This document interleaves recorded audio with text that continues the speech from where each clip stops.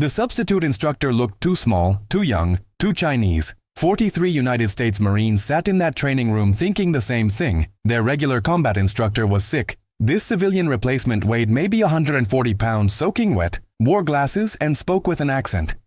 He looked like someone's math tutor, not a fighting instructor. They had no idea they were looking at the most dangerous man who would ever walk into that room. They had no idea that in the next 47 minutes, their understanding of combat, of speed, of what the human body could actually do, would be shattered. They had no idea they had just been assigned to train under Bruce Lee. This is what really happened on November 18, 1967. This is the story the Corps tried to keep quiet.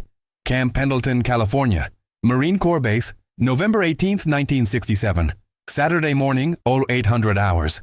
Barracks Building 3340, second floor training room. Rain hammered against the windows. The California coast was getting hit with an early winter storm.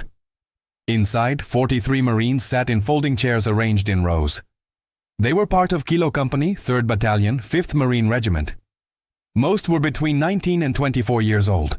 All were combat trained. 12 had already done tours in Vietnam and were back stateside training the next wave. These were not fresh recruits. These were operational Marines, men who knew how to fight, how to kill, how to survive. They wore standard issue PT gear. Olive drab t-shirts, green shorts, white socks, black combat boots. The room smelled of floor cleaner, sweat, and wet canvas from the rain. This was supposed to be their weekly hand-to-hand combat refresher. Every Saturday morning, 8 to 1000 hours, their regular instructor was Gunnery Sergeant Marcus Wade, a hulking presence from Alabama who had been teaching Marine Corps close combat for 8 years. Gunny Wade was a legend at Pendleton. 6'4", 240 pounds of muscle and scar tissue. He had fought in Korea. He had fought in bar brawls across 3 continents. He taught the Marines how to kill efficiently with their hands, with improvised weapons, with anything available. He was tough, experienced, respected. He was also currently in the base hospital with pneumonia. The door opened. A young man walked in. The Marines looked up. They looked at each other. They tried not to laugh. The substitute instructor was Asian. Chinese, they assumed. He looked about 25 years old, maybe younger. He was small, 5'7", maybe 5'8" in shoes. He weighed perhaps 140 pounds. He wore black cotton pants, a plain black t-shirt, and canvas shoes. He wore wire-rimmed glasses that made him look even younger, even more civilian. He carried a small duffel bag. No military bearing, no uniform, no rank insignia, no indication whatsoever that he belonged in a Marine Corps training facility. He looked like a college student who had wandered into the wrong building. The Marines exchanged glances. This was their substitute instructor. This was who the Corps had sent to teach combat to 43 trained killers. Someone in administration had made a hilarious mistake. In the front row sat Corporal James Jimmy Decker from Detroit. 22 years old, second tour veteran, trained in Marine Corps martial arts program, amateur boxer before enlisting. Jimmy leaned over to his friend next to him, Lance Corporal Tom Bledsoe from Texas. "This is a joke, right?" Jimmy whispered. Bledsoe grinned. "Maybe he's here to teach us accounting." Behind them, Sergeant Mike Rossi from New Jersey, 26 years old, 3 tours, decorated for valor in combat, overheard and added his own observation. "He looks like he should be delivering our dry cleaning." Quiet laughter rippled through the Marines. Not cruel laughter, just the natural response of combat-trained military men seeing someone who appeared completely out of place in their environment. The small Asian man set his duffel bag down near the front of the room. He turned to face the Marines. He said nothing, he just looked at them. 43 faces looked back, some amused, some skeptical, some already annoyed that they were wasting their Saturday morning with whatever this was going to be. The man's expression was neutral, not friendly, not hostile, just observing, taking inventory. After a long moment, he spoke. "Good morning." His voice was clear, calm, unaccented except for a slight British inflection that suggested education in Hong Kong. "My name is Bruce Lee. I've been asked to conduct your hand-to-hand combat training this morning while Gunnery Sergeant Wade recovers." Jimmy Decker raised his hand like he was in elementary school. Bruce nodded at him. "Yes." "You a Marine?" "No." "You prior service?" "No." "Then what qualifies you to teach Marines how to fight?" Bruce looked at Jimmy for a moment. The room was silent. Everyone wanted to hear this answer. "I've been training in martial arts since I was 13 years old. I currently run a martial arts school in Los Angeles. I've trained military personnel, law enforcement, and professional fighters. The Marine Corps asked me to fill in today because I have experience teaching practical combat applications. The Marines absorbed this. A martial arts school. In Los Angeles. This was getting worse. Sergeant Rossi spoke up from the back. No disrespect, but martial arts are for demonstrations, movies. We need combat training, real combat, not choreography. Several Marines murmured agreement. Bruce nodded slowly. I understand your concern. What you've seen of martial arts is probably traditional demonstration. What I teach is different. I teach practical application, real fighting, not forms, not katas. Actual combat. Jimmy Decker wasn't buying it. With respect, we've all been through Marine Corps combat training. Most of us have been in actual combat. Real fights, life and death situations. What can you teach us that we don't already know? Bruce set his glasses down carefully on a table near the wall. When he turned back to face the Marines, something had changed in his demeanor. Not aggressive. Just more present. More focused. How about this? You've been taught techniques. I'll show you principles. You've been taught what to do. I'll show you how to think. And if anyone doubts that what I teach is real combat, we can test it. Right now. The room temperature seemed to drop. Test it meant sparring. Sparring meant someone was going to look foolish. The Marines were confident it wouldn't be them. Sergeant Rossi stood up. I'll test it. Bruce nodded. What's your name? Sergeant Mike Rossi. 3 tours. Marine Corps martial arts brown belt. Boxer in high school. You've been in real fights. Real combat. Yes, sir. Good. That means you'll understand what I'm about to show you. Come up here. Rossi walked to the front of the room. He was 6 feet tall, 195 pounds of trained Marine. He had been in firefights, had killed enemy combatants, had survived situations that would break most men. He was confident, capable, dangerous. Next to Bruce Lee, he looked massive. The visual contrast was almost absurd. Rossi was bigger, heavier, younger, military trained, combat proven. Bruce was smaller, lighter, civilian, wearing canvas shoes and glasses he'd just set aside. It looked like a complete mismatch. The 42 Marines watching expected this to go one way. Their sergeant was about to teach this civilian martial arts instructor a lesson about real fighting. Bruce and Rossi faced each other in the open space at the front of the room. Bruce stood naturally. No fighting stance, hands at his sides, weight centered, completely relaxed. Rossi settled into a combat stance, weight forward, hands up, ready. He had trained for hundreds of hours. He knew what he was doing. Before we begin, Bruce said, I want to establish rules. This is training, not a death match. We're going to move at about 70% speed and power. The goal is to demonstrate technique, not to hurt each other. Agreed? Agreed, Rossi said. He was already planning his approach. Close distance fast. Use his size advantage. Get inside whatever fancy kicks this guy probably relied on. Grapple if necessary. Rossi had 55 pounds on this guy. On the ground, it would be over in seconds. Bruce continued. I'm going to defend and counter. You're going to attack however you've been trained. Use whatever techniques you want. Show me Marine Corps combat training. Rossi nodded. He was ready. The room was silent. 42 Marines leaned forward in their chairs. Bruce said one more thing. One request. When you attack, really attack. Don't hold back because you think I can't handle it. I need you to come at me the way you'd come at an enemy combatant. Rossi's expression hardened. You sure about that? Yes. Completely sure. Rossi launched his attack. He came in fast, aggressive, exactly the way Marines are trained. A powerful right cross aimed at Bruce's head. Full commitment. Real speed. Real power. The kind of punch that ends bar fights. Bruce wasn't there. He had moved offline, just slightly. Minimal movement. Rossi's fist cut through empty air where Bruce's head had been a fraction of a second earlier. Rossi recovered, reset, attacked again. Left jab, right cross, combination punching. The techniques were clean, fast, trained. Bruce slipped both punches. Under the jab, outside the cross. He didn't block, didn't deflect, just moved. His hands rose slightly, touched Rossi's extended arms. Light contact, feeling, reading. Rossi tried a different approach. He feinted high, kicked low. A solid Marine Corps technique. Leg kick designed to compromise mobility. Bruce's lead leg lifted, checked the kick. Rossi's shin connected with Bruce's shin. The impact was solid, but Bruce didn't react. Didn't grimace. Just reset. Rossi circled. He was breathing harder now, Not from exertion, from frustration. He had thrown 6 techniques, all of them trained, all of them executed correctly. None of them had landed. This small civilian was making him look ineffective in front of 42 Marines. That couldn't stand. Rossi committed fully. He shot forward with a combination that had won him fights in Saigon bars. Jab, cross, hook, uppercut, knee strike. 5 attacks in rapid succession. Full power. No holding back. Bruce moved through them like water.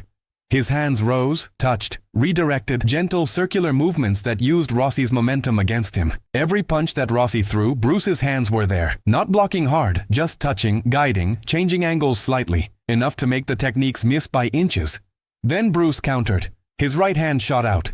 A straight punch from his guard position. No chamber, no wind-up, no telegraph. One moment his hand was at chest level. The next moment his fist was 1 inch from Rossi's face. Frozen there, fully extended. Perfectly placed. Rossi hadn't seen it coming. The Marines in their seats hadn't seen it coming. It was simply there. Bruce held the position for 2 seconds, long enough for everyone to see. Long enough for Rossi to understand that if Bruce had wanted to make contact, Rossi's nose would be broken. Then Bruce withdrew, stepped back, gave Rossi space. The room was absolutely silent. Rossi stood there, breathing hard, processing what had just happened. He was a combat veteran. He had been in real fights. He knew when he was outclassed. He knew when someone was operating on a completely different level. This was that moment. Bruce spoke calmly. You did everything correctly. Your techniques were sound. Your execution was good. Your aggression was appropriate. But you had 3 problems. Rossi listened. The entire room listened. Problem 1. Every technique you threw had a preparation phase. You pulled your hand back before you punched. You shifted your weight before you kicked. These preparations are tiny, fractions of a second, but they're visible. They telegraph your intention. I knew what you were going to do before you did it. Rossi's jaw tightened. He knew Bruce was right. Every martial art, every fighting system he'd ever learned, they all taught preparation. Chamber the fist, set the stance, generate power through wind-up. It was fundamental. Bruce continued. Problem 2. You were fighting the way you've been trained to fight in a ring, in a controlled environment. You circled, you measured distance, you looked for openings. That's sport fighting, that's tournament strategy. In real combat, there is no circle, there is no measuring. There's only chaos, and whoever strikes first usually wins. The Marines were absorbing this. It contradicted some of their training, but it resonated with the combat veterans in the room. Those who had been in real fights knew that combat wasn't clean, wasn't technical, wasn't anything like the training mats. Problem 3, Bruce said. You were trying to hit me with power strikes. Big punches, big kicks, techniques that require full commitment. But power takes time to generate, time I can use to counter. Instead of 1 powerful strike, I can land 3 light strikes. 3 light strikes to vulnerable targets. Eyes, throat, groin. Those are more effective than 1 powerful strike that never lands. Rossi nodded slowly. He understood. He had just received a masterclass in the difference between trained fighting and real fighting. Bruce turned to address the full room. 42 Marines watching. What Sergeant Rossi just demonstrated is what you've all been taught, and it's not wrong. For what it is, it's effective. In a controlled fight, in a tournament, with rules and referees, those techniques work. But real combat has no rules. Real combat is faster, more chaotic, more brutal. And in real combat, the fighter who understands principles instead of just techniques, that fighter survives. Jimmy Decker raised his hand again. Bruce was starting to appreciate this Marine's directness. So what you're saying is our training is useless? Bruce shook his head. No, your training gave you fitness, discipline, pain tolerance, aggression. Those are essential. What I'm saying is your training is incomplete. You've learned what to do. I'm trying to show you how to think. There's a difference. Show us. Someone called from the back. Another voice joined. Yeah, show us what you mean. Bruce looked around the room. 43 faces, no longer skeptical. Now they were curious. Now they were engaged. All right, Bruce said. I need 3 more volunteers. 3 Marines who are willing to attack me simultaneously. The way you would in real combat. No rules, no taking turns, just 3-on-1. The room erupted. Multiple hands shot up. Marines started standing. Everyone wanted to see this. Everyone wanted to test this. Bruce pointed to 3 Marines. You, and you. He had selected carefully. One was large, 6'2", probably 220 pounds. One was medium build but fast, bouncing on his toes like a boxer. One was compact and muscular, wrestler's build. 3 different body types, 3 different fighting approaches. The 3 Marines came to the front. They introduced themselves. Private First Class Davis, the large one from Ohio. Lance Corporal Chen, the fast one from San Francisco. Corporal Williams, the wrestler from Pennsylvania. Bruce stood in the center of the open space.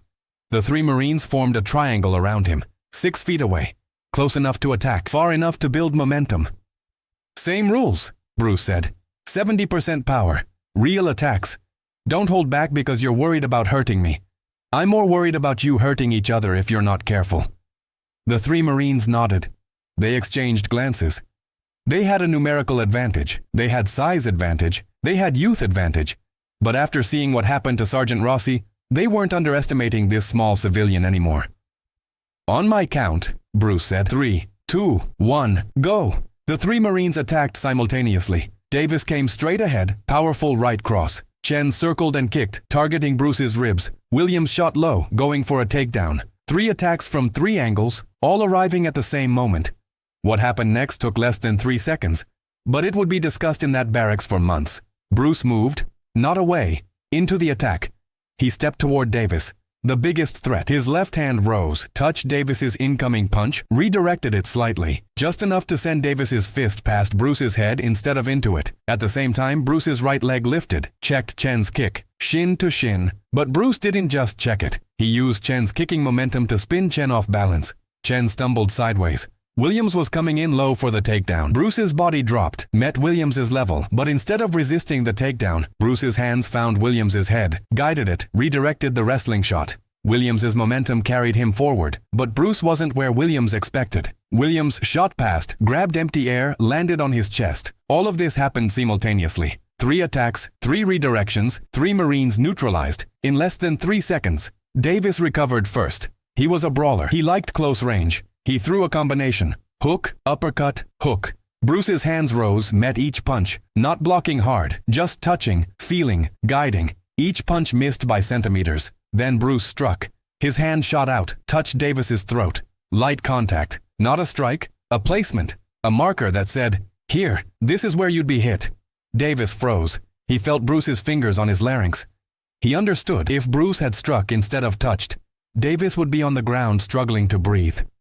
Chen had recovered. He came in with kicks. 3 rapid-fire kicks, all targeting different levels. Low, middle, high. Bruce didn't retreat.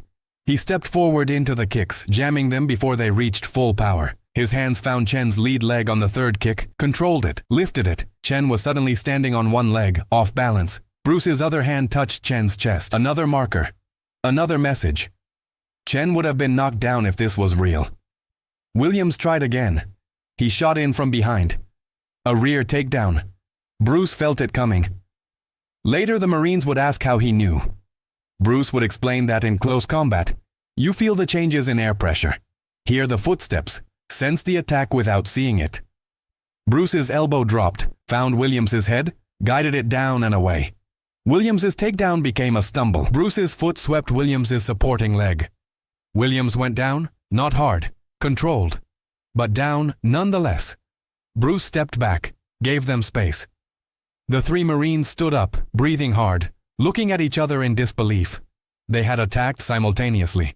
They had used different techniques, different angles, different strategies, and they had all been neutralized in less than 5 seconds by someone who weighed less than any of them. The 40 Marines watching sat in stunned silence. They had just witnessed something that contradicted everything they thought they knew about fighting. Numbers advantage meant nothing. Size advantage meant nothing. Strength advantage meant nothing. Against someone who understood principles, who could read attacks, who moved with precision instead of power, all their training had been insufficient. Bruce addressed the room. His voice was calm, educational, not boastful. What you just saw wasn't magic. It wasn't superior strength. It was understanding. I didn't fight 3 people. I fought 3 separate attacks that happened to arrive at the same moment. I dealt with each attack individually, in sequence, using minimal movement and maximum efficiency. This is what I mean by principles over techniques. Your training teaches you if someone does X, you do Y. But in that scenario, 3 people did X, Y, and Z simultaneously. There's no technique for that in your manual. But the principles still apply. Redirect force. Control center line. Maintain balance. Attack weak points. These principles work whether you're fighting 1 person or 5. Jimmy Decker stood up. His tone was respectful now. No more skepticism, just genuine curiosity. Can you teach us these principles? In one morning? Bruce smiled. I can introduce you to them. Mastery takes years. But understanding can happen today. If you're willing to question what you've been taught. If you're willing to accept that your training, while good, is not complete. Are you willing? 43 Marines answered in unison. Yes, sir. For the next hour, Bruce Lee gave 43 United States Marines a crash course in practical combat philosophy that would change how they thought about fighting for the rest of their lives. Bruce spent the next 20 minutes demonstrating principles that contradicted everything the Marines had been taught. He explained trapping, the Wing Chun concept of immobilizing an opponent's limbs while striking. He showed how small circular movements could redirect powerful linear attacks. He demonstrated on volunteers, all of whom discovered that their size advantage meant nothing when their arms were controlled, when their balance was compromised, when their techniques were intercepted before full extension. He explained the centerline theory, that the shortest distance between two fighters is a straight line through the center, and controlling that line provides a structural advantage regardless of size or strength. He showed how classical stances, while powerful, limited mobility and telegraphed intention. He demonstrated economy of motion. Why wind up for a punch when you can strike from where your hand already is? Why chamber a kick when you can attack from a neutral position? Every wasted movement is time your opponent has to counter. The Marines were experiencing cognitive dissonance. Everything Bruce said contradicted their training, their doctrine, their understanding of combat, but they couldn't deny what they had seen. Couldn't deny that their best fighters had been controlled, neutralized, dominated by someone 70 pounds lighter who moved in ways they didn't understand. Jimmy Decker raised his hand again. Bruce nodded. This is all impressive, but it seems to require years of specific training. We're Marines. We deploy. We fight with rifles, with weapons. We need hand-to-hand training that's simple, direct, that we can use under stress without years of practice. Bruce smiled. It was the first time he'd smiled all morning. That's exactly what I teach. What you just saw wasn't complex. It was simple. Simpler than what you've been taught. You've been learning techniques, specific responses to specific attacks. If he does this, you do that. But real combat is chaotic. You don't have time to remember Technique 17 from your training manual. You need principles that work regardless of the situation. Let me show you 3 principles that will make you more effective fighters starting today. Not in 5 years. Today. The Marines leaned forward. 3 principles. No complex techniques. No years of training. Just 3 things that would make them better fighters immediately. They were listening now. Really listening. Bruce continued.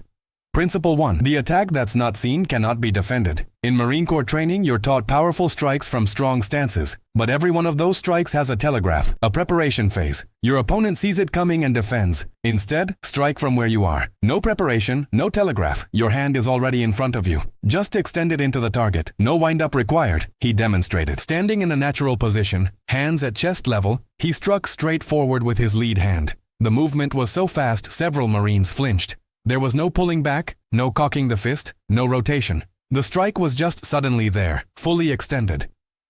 When you chamber your fist at your hip before punching, Bruce explained, you're giving your opponent half a second to react. Half a second is an eternity in combat.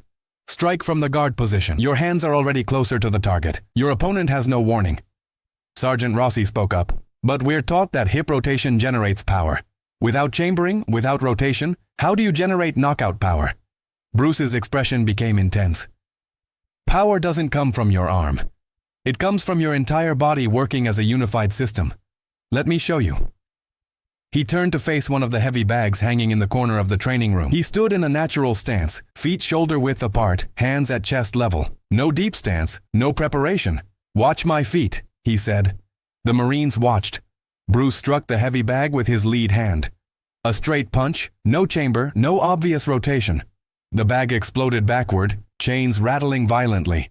The bag swung in a high arc, came back. Bruce struck it again. Same result. The bag flew backward like it had been hit with a baseball bat. But here's what you didn't see, Bruce said. Every time I struck, my entire body moved as one unit. My feet pressed into the ground. The force traveled through my legs, through my hips, through my torso, through my shoulder, down my arm, into the target. Every joint in my body contributed. The strike started at the ground and ended at the bag. That's why it had power, not because of wind-up, because of body unity. He demonstrated in slow motion. The Marines could see it now. The subtle weight shift. The ground connection. The kinetic chain moving from feet to fist in one coordinated explosion. It's not about muscle, Bruce continued. It's about physics. About using your body's structure efficiently. A 140-pound man using his entire body generates more force than a 200-pound man using just his arm. The Marines were taking mental notes. Some were already trying the movement themselves, shadowboxing in their seats. Principle 2, Bruce continued, the closest weapon to the closest target. In combat, you don't have time for fancy techniques. You use whatever's available to hit whatever's exposed. If his face is closest, hit his face. If his knee is closest, kick his knee. Don't try some elaborate spinning kick when a simple punch will do. Don't follow your training manual. Follow the situation. He demonstrated combinations. All simple, all direct. Lead hand to face, rear hand to ribs. Finger strike to eyes, palm heel to chin. Low kick to knee, straight punch to throat. Nothing fancy. Nothing that required flexibility or years of training. Just aggressive, direct attacks to vulnerable targets. Your Marine Corps training teaches you specific techniques for specific situations, Bruce said. But in real combat, chaos rules. You don't have time to think? He threw a right cross. So I execute defense number 12. You just react. And your reaction should be simple. Hit what's open. Hit it hard. Hit it first. Corporal Bledsoe from Texas raised his hand. What about grappling? Ground fighting? We're taught that most fights end up on the ground. Bruce nodded. True. And if you end up on the ground, you need ground fighting skills. But here's what your training doesn't emphasize. The best ground fighting technique is not being on the ground. In a street fight, in combat, going to the ground is dangerous. You can't run, you can't see other threats, you're vulnerable. So principle 2.5, I suppose. If you're standing and he's trying to take you down, use his momentum against him. Don't resist the takedown. Redirect it. He asked for a volunteer. Lance Corporal Martinez, a wrestler in high school, stood up. Try to take me down, Bruce said. Any way you want. Martinez shot in for a double leg takedown. A perfect wrestling technique. Low-level change, good penetration step, arms wrapping both legs. Bruce didn't sprawl, didn't resist. Instead, he turned with the momentum, his hands guiding Martinez's head. And suddenly Martinez was face down on the floor, and Bruce was on top of him with a knee on his spine and fingers positioned at pressure points on Martinez's neck. Control, not force, Bruce said, helping Martinez up. He wanted to go down. I let him go down, but I controlled how and where. Now he's in a position where I have all the advantages. Martinez rubbed his neck. Those pressure points hurt. I know, Bruce said. That's principle 3. Principle 3. Attack the structure's weaknesses, not its strengths. Your Marine Corps training focuses on striking large muscle groups, punches to the chest, kicks to the legs, all effective against an opponent your size. But what if your opponent is bigger, stronger, has more training? Then you can't match strength against strength. You have to attack his weaknesses. He demonstrated on a volunteer, Corporal Williams, the wrestler who had tried to take him down earlier. Williams was 5'11", 190 pounds of muscle. I can't overpower this man, Bruce said. He's too strong. If I tried to punch through his guard, he'd absorb it. If I tried to push him, he'd resist. But I don't need to overpower him. I just need to disrupt his structure. Bruce faced Williams, placed his hands lightly on Williams's chest. Williams tensed, expecting a push. Bruce didn't push. He pulled. A sudden sharp pull on Williams's shirt. Williams's upper body lurched forward, his balance compromised. At the same time, Bruce's foot swept Williams's lead leg. Not a hard kick, just a light touch. But Williams's weight was already moving forward. His supporting leg was swept. He had nothing to catch himself with. Williams fell forward. Bruce guided him down, controlled the fall. Williams landed on his knees, off balance, vulnerable. Bruce's hand was at Williams's throat before Williams could recover. If this was real combat, Bruce said, that's where I'd strike. Throat, eyes, or back of the neck. All vulnerable targets. All unprotected when your structure is compromised. Williams stood up, shaking his head in amazement. I didn't even feel you set that up. That's the point, Bruce said. In real fighting, you don't feel the setup. You just suddenly find yourself in a bad position. The weakest points on the human body are the eyes, throat, groin, knees, and spine. These targets don't require strength to damage. They require precision. A light strike to the throat is more effective than a heavy punch to the chest.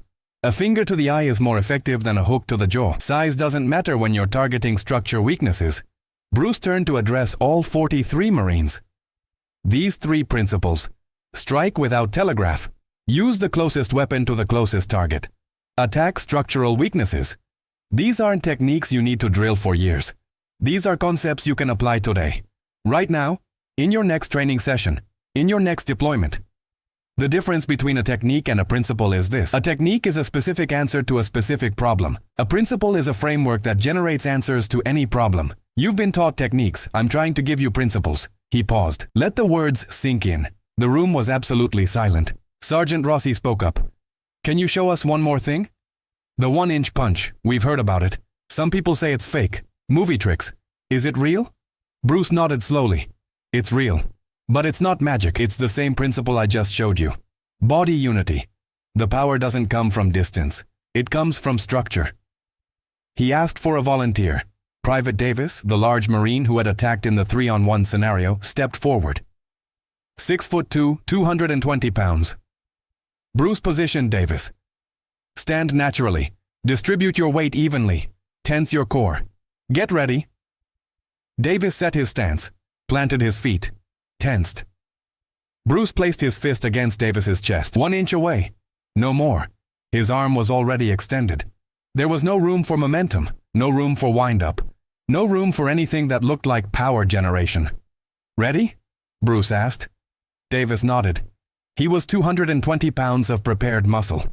He had been hit before. He could take a punch. Bruce struck. The sound was sharp, not loud, just a quick compact thud. Davis's expression changed. His eyes went wide.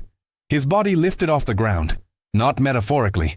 Literally. His feet lost contact with the floor. He flew backward through the air. 3 feet, 4 feet. He crashed into 2 Marines who were standing behind him. All 3 went down in a heap. The room exploded. Marines jumped to their feet, shouting, laughing, not at Davis, at the impossibility of what they had just witnessed. A 1-inch punch had sent a 220-pound Marine airborne. The laws of physics as they understood them had just been violated. Davis stood up slowly. His hand was on his chest. His face was a mixture of pain and disbelief. What the hell was that? He asked. That, Bruce said, was what happens when every part of your body moves as one unit in one direction at one moment. The power started at my feet, traveled through my legs, my hips, my torso, my shoulder, my arm, my fist. Every joint contributed. Every muscle fired in sequence. The inch doesn't matter. The structure matters. Davis rubbed his chest. He'd have a bruise tomorrow. That felt like getting hit by a car door. Bruce nodded. That's the description most people use. It's not a punch. It's a body collision compressed into 1 inch. The Marines wanted to try it. Everyone wanted to learn the 1-inch punch. Bruce spent the next 15 minutes teaching body mechanics. How to align structure. How to generate force from the ground. How to coordinate muscle firing. It was hard. Much harder than it looked. But every Marine in that room tried, and every Marine in that room began to understand that power didn't come from size or strength. It came from understanding how to use your body efficiently. The training session was supposed to end at 10:00 hours. It was now 11:15. No one had left. No one wanted to leave. Bruce looked at his watch. I need to let you go. I'm sure you have other obligations. Sergeant Rossi spoke up. Sir, with respect, this is the most valuable training we've received in years. If you're willing to stay, we're willing to listen. The other Marines voiced agreement. Bruce looked around the room. 43 faces, no longer skeptical, no longer dismissive, just hungry. Hungry for knowledge, hungry for understanding, hungry to become better than they were an hour ago. All right, Bruce said. One more thing. Then I really do have to go. The most important principle of all. The one that encompasses everything I've shown you today. Be like water. The Marines looked at each other. Be like water. They'd heard this phrase before, Bruce Lee's famous philosophy. But they didn't understand it. Bruce explained, water has no shape. It takes the shape of whatever contains it. Pour it in a cup, it becomes the cup. Pour it in a bottle, it becomes the bottle. Water doesn't fight its container. It adapts. In combat, be like water.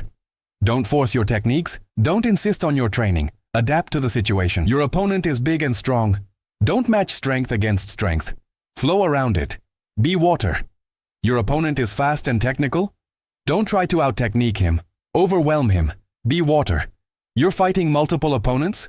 Don't stand and trade. Move. Flow. Be water.